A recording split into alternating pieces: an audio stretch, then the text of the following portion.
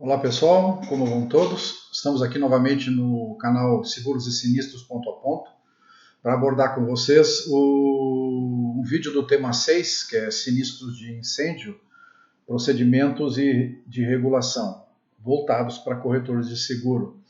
Este vídeo 7 vai inaugurar uma nova etapa deste tema. Em relação aos vídeos anteriores, a gente abordou basicamente parte teórica, né? Detalhes de aviso de sinistro, análise de documentação, procedimentos, formação de orçamentos, enfim. Fomos evoluindo nesta parte. Agora nós vamos fazer a análise dos incêndios por imagens, né? Então hoje nós estamos começando com um incêndio residencial, onde eu vou abordar algumas imagens e dentro da imagem eu vou abordar com vocês o que causou o evento, né? Como é que esses danos se propagam dentro do imóvel, né? E como é que o regulador se comporta diante desse evento lá no local. Tá? Espero contar com vocês até o final do vídeo. Ele vai ser um pouco mais longo que os tradicionais, em função de toda a orientação que a gente precisa e análise das imagens. Sempre lembrando que esse pontinho preto que está acima da minha imagem ali leva vocês, se clicados ali, a playlist do canal, onde vocês vão encontrar todos os demais vídeos do canal para poderem dar uma sequência no estudo, né? Então vamos dar início a esse incêndio. Na realidade, este imóvel aqui, como eu disse, é um incêndio residencial em um apartamento. É um imóvel considerado de veraneio. O cliente usava 2 ou 3 vezes por semana, durante a semana, às vezes um pouquinho mais, enfim. Tá? E esse evento se deu com o imóvel sem as pessoas. Ele estava vazio no momento, né? Não estava sendo ocupado numa característica de fim de semana. Tá? Vamos dar uma olhadinha nas primeiras imagens aqui para vocês entenderem. Então, deixa eu só pegar aqui o meu apontador de laser. Aí. Essa primeira imagem que vocês estão vendo aqui, tá? Como eu disse, é um apartamento. Isso aconteceu no quarto do casal. Tá? Uma característica da minha experiência como regulador aí por 24 anos, os sinistros residenciais eles têm ênfase em 2 locais.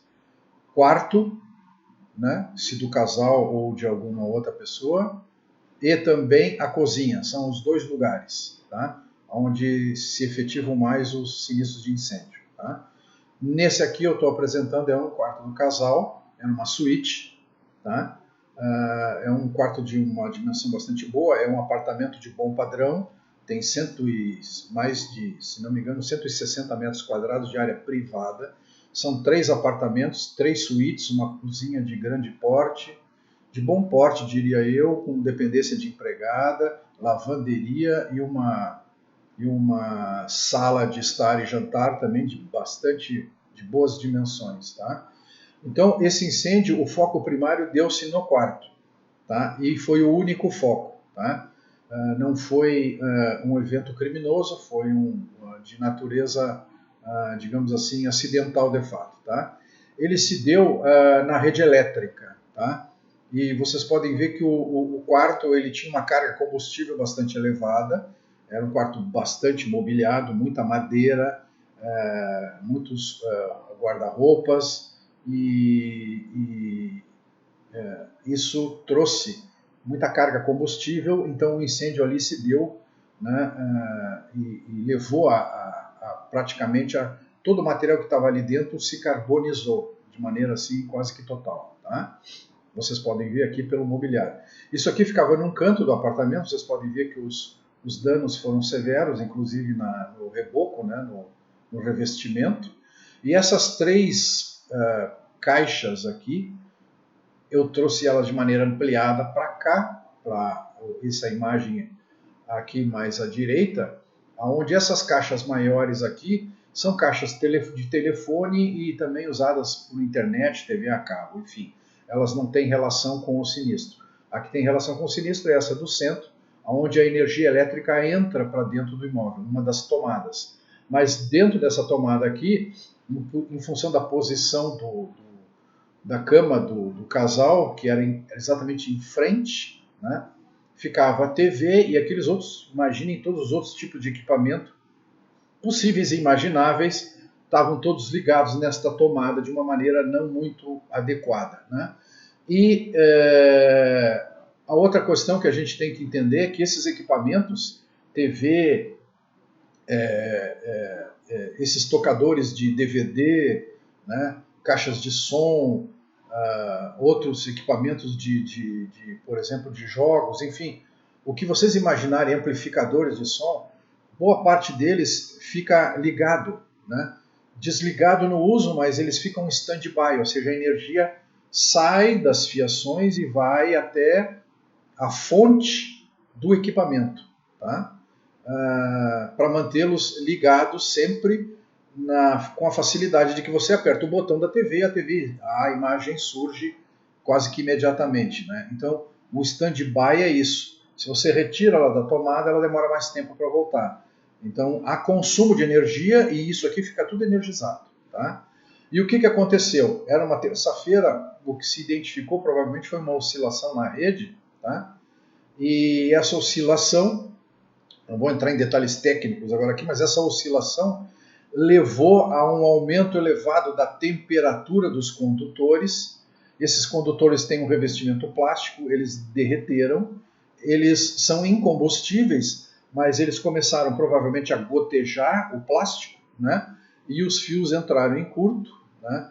E aí deu-se um curto-circuito e um início de incêndio que acabou levando a essa condição aí no imóvel, tá? E aí, então, agora, no final do vídeo, eu vou mostrar para vocês uma dica de como solucionar para que este tipo de problema, onde haja vários equipamentos ligados, tá, tenha um risco bem minimizado em relação ao incêndio, tá? É um pequeno equipamento que existe no mercado, que eu vou apresentar para vocês e vou explicar para vocês como é que ele funciona, tá? Dentro desse critério também de gerenciamento de risco e consultoria, né, que o corretor também pode prestar, né? Vamos ver as imagens seguintes, para vocês terem uma ideia de como é que caminhou dentro do apartamento. O apartamento ele é um corredor, imaginem aquele quarto do casal, o início do corredor, e lá no fim do corredor está a cozinha, e na sequência a dependência de empregado e lavanderia, tá? Dentro desse corredor você tem à direita acessos aos quartos, que são suítes, e à esquerda o acesso ao hall de entrada do apartamento e a sala de estar e jantar. Então, logo depois da saída do quarto do casal, vocês encontram esse quadro aqui, que é um CD, né? É um centro de distribuição de energia para o apartamento. Vocês podem ver que ele é muito bem distribuído, tem vários disjuntores, né? Os disjuntores aqui, obviamente, foram todos destruídos, uma revisão na rede elétrica é necessária, né? Eles não queimaram, né? Esses pontos azuis que vocês veem aqui são os botões, né? Arma e desarma, os disjuntores que simplesmente derreteram, né? E vocês podem ver uma característica diferente. Aqui vocês têm um enegrecimento bem forte, aqui um enegrecimento menor e aqui quase nenhum enegrecimento. O que significa? Aqui não chegou chama, aqui chegou fumaça. E a fumaça carrega elevadas temperaturas também, né? Então, o que aconteceu? Já na saída do quarto do casal, tá? O que se tem já é fumaça, ou seja, o incêndio praticamente ficou limitado ao quarto do casal, tá? Só que os danos continuaram com o quê? Com a fumaça, e a fumaça, como é mais quente, ela sobe e fica lambendo o teto da residência, né? Vocês podem ver aqui, ó, que o disjuntor geral, que é trifásico, ficou íntegro as teclas, né? Em relação a esses aqui, ou seja, não houve chama aqui. Já aqui é a presença de fumaça, tá? Essa fumaça foi percorrendo, eu estou mostrando o quarto tipo aqui, não vou mostrar os três, porque senão o vídeo vai ficar muito longo. Vocês podem verificar que não há danos por chama mais no quarto, né? Não há danos por chama. Há danos por quê? Por esfumaçamento, né? E provavelmente a temperatura deve ter causado alguns danos em alguns objetos pequenos. O mobiliário aqui pode ter sido molhado por água de extinção também, porque os bombeiros evidentemente que chegaram e pelas janelas do lado de fora do imóvel foi jogado água para dentro do imóvel, né? Então, o que, que a gente tem? O incêndio ele não causa só danos pelas chamas diretas, ele causa danos pela fumaça e causa danos, né, pela impregnação da fumaça e depois danos por água de extinção, que é um grande elemento causador de danos também, mas evidentemente que é necessário, senão os prejuízos crescem muito mais, né? Então, o que está acontecendo aqui? As chamas estavam lá e agora veio a fumaça, veio mais fumaça, veio impregnação da fumaça, molhadura pela água de extinção, tá? Vamos olhando as outras duas imagens. Aqui já a ponta do apartamento mostrando a cozinha. Se vocês observarem, a cozinha praticamente não sofreu dano, você não vê nada assim de plástico derretido, deformado, né? Você vê apenas o quê? A fumaça impregnada que depois, com o calor e a umidade, escorreu nas paredes, né? Ou seja, evidentemente que aqui é um trabalho muito grande, né? Um retrabalho muito grande para fazer uma limpeza e uma verificação de se aconteceram outros danos. As partes plásticas aqui vão ter que ser substituídas, né? Aí, como é que o regulador se comporta aqui, tá? A regulação de sinistro, normalmente o regulador, nesses casos, ele vai ao local, normalmente um familiar está presente, tá? E o regulador busca entender o imóvel, né? E cômodo a cômodo ele acompanha a pessoa que foi encarregada, familiar, normalmente o proprietário, a esposa do proprietário, enfim, acompanha nos cômodos explicando o que tinha no cômodo, quem é que ocupava o cômodo, qual era a idade da pessoa que ocupava aquele cômodo, né? Para poder entender que tipo de prejuízo vai se apresentar ali, né? Algumas anotações são feitas, fotografias são feitas, e mais tarde, então, a família, o segurado, então busca montar os orçamentos segundo os prejuízos que ele entende, com a orientação do regulador de como montar esses orçamentos. Normalmente a internet hoje é utilizada, né, para que se faça a montagem desses orçamentos, sempre buscando bens equivalentes, né, aos que foram danificados. Então aí vem o primeiro esclarecimento. Às vezes você tem roupas dentro dos roupeiros, ou o roupeiro ficou aberto, ou entreaberto, e a fumaça atingiu muitas coisas, né? A primeira ideia do regulador, que é adequada, é mandar, então, vocês têm autorização para lavar, né? Então, em muitos casos, acham que lavando as roupas e os objetos, eles voltam a ter condição de uso. Um alerta que eu faço aqui, nem sempre tem. Porque mesmo lavado, você pode ver uma toalha, às vezes assim, branca, lavada, né? Mas se você aproximar o nariz, você vai ver que o cheiro da fumaça permanece impregnado. Isso significa que ela não tem condição de uso e ela deve ser descartada e entrada como prejuízo, tá? Sofás também, poltronas, muitas vezes são lavadas até no local por empresas especializadas, mas às vezes fica o cheiro, tá? Ficando o cheiro, não saindo o cheiro, um laudo deve ser buscado dessas empresas e isso deve ser caracterizado como perda ou então arrancar toda a estrutura da cobertura dos sofás e ser feitas novas se forem possíveis. Mas muitas vezes o custo até supera, tá? Então muito cuidado com isso, tá? Lavar simplesmente não significa não ter prejuízo. O prejuízo pode voltar com o odor, tá? O odor também é prejuízo, tá? Por fim, para a gente deixar um pouco mais claro essa condição, o regulador também, além das fotos, ele vai passar a relação de sinistros, né? A regulação a lista dos prejuízos, né? De como montar, né? Com essa atenção, principalmente para as roupas, tá? O cuidado que se deve ter é que quando se monta essas relações, elas devem, usando o critério do regulador cômodo a cômodo, serem separadas para que sejam melhores entendidas, tá? E não misturadas, no sentido de confundir.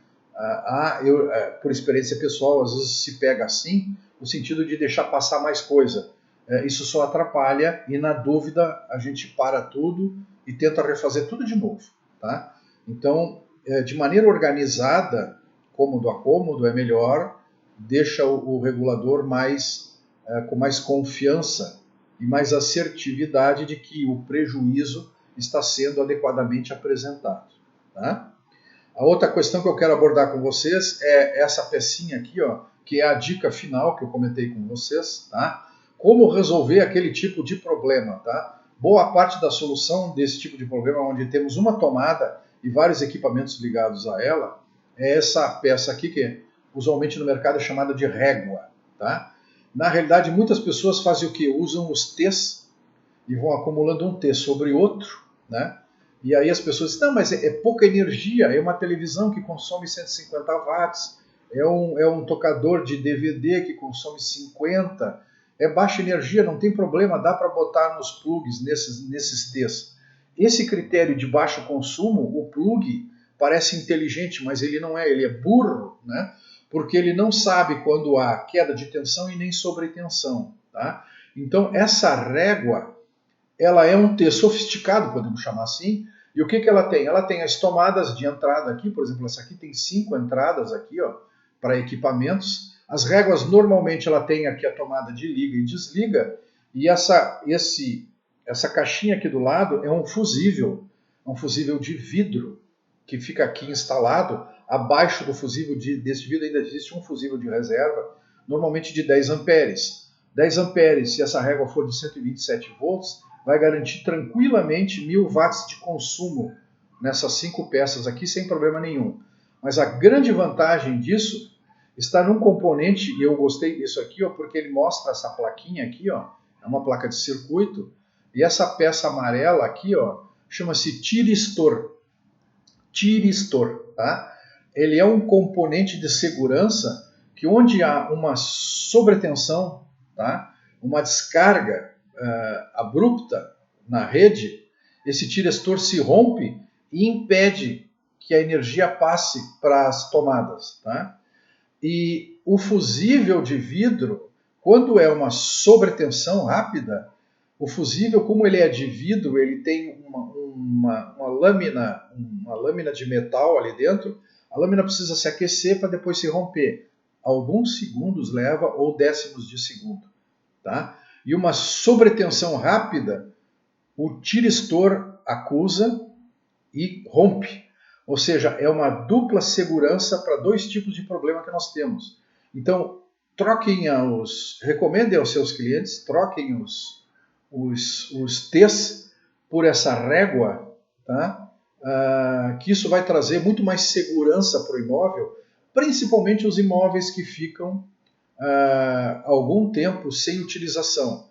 Claro que o correto é desarmar, tirar todos os disjuntores, mas isso é pouco comum das pessoas. Tá? E isso serve também para as residências habituais de uso diário. Né? É uma grande proteção, tá? E eu deixo essa dica para vocês aí no final. Gostaram do vídeo? Nós vamos apresentar outras tipologias de incêndio. Tá? Essa foi a primeira residencial.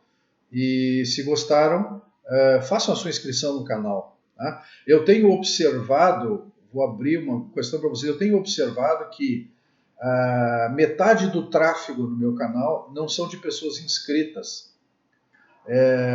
Eu não sei se são colegas corretores que olham, mas não se inscrevem, ou são outras pessoas interessadas no conteúdo, talvez até os próprios clientes, né? Até segurados, né? Que olham os vídeos, né, mas não se inscrevem. Então eu deixo a sugestão para vocês. Vamos se inscrever no canal para que vocês recebam toda semana o aviso de quando um novo vídeo está entrando, porque a ideia do canal é para estudo. Tá? Então há uma sequência aqui lógica para estudo. Tá? Por enquanto, então, ficamos por aqui. Agradeço a todos. Muito obrigado. Fiquem com Deus.